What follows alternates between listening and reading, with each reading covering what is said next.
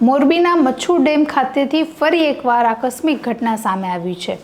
7 યુવાનો ઘરેથી સ્વિમિંગ પુલમાં નહાવા જતા હોવાનું કહી નદીમાં નહાવા ગયા, જેમાં પાણીનો પ્રવાહ અચાનક જ વધતા 3 યુવાનો લાપતા થયા અને અન્ય 4નો બચાવ કરવામાં આવ્યો છે। નમસ્કાર, ટકાટક મીડિયામાં આપની સાથે હું છું જાનવી।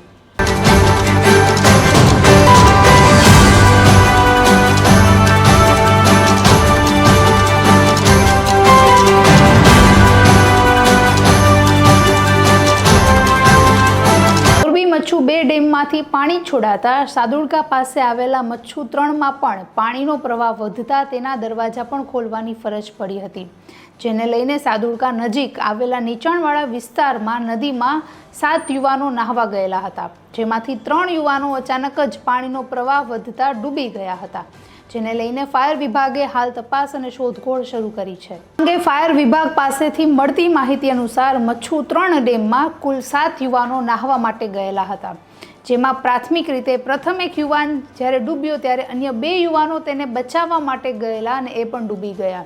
તો આવી રીતે કુલ 3 યુવાનો હાલ લાપતા છે, જેની કોઈ પણ વિગત અત્યાર સુધી મળી નથી। પરમાર ચિરાગ તેજાભાઈ ઉંમર વર્ષ 20, ભંખોડિયા ધર્મેશ ભૂપેન્દ્રભાઈ ઉંમર વર્ષ 16, ભંખોડિયા ગૌરવ કિશોરભાઈ ઉંમર વર્ષ 17।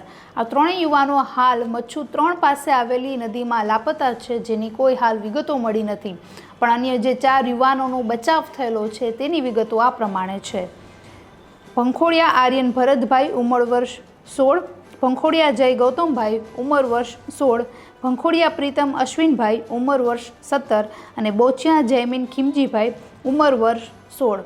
આ 7 યુવાનો એક સાથે જ ઘરે સ્વિમિંગ પુલમાં નહાવા જતા હોવાનું કહી નદીમાં નહાવા ગયા હતા, ત્યારબાદ આ દુર્ઘટના બની હતી।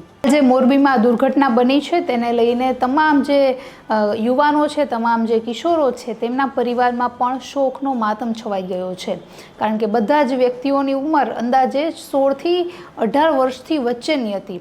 ખૂબ નાની ઉંમરે આ યુવાનો જે છે તે નદીમાં નહાવા ગયા હતા, ઘરેથી તો સ્વિમિંગ પુલનું કહીને તેઓ ગયા હતા, જેને લઈને કદાચ એ પાછા આવશે કે નહીં તેવું એમના પરિવારજનોને વિચાર્યું પણ નહીં હોય।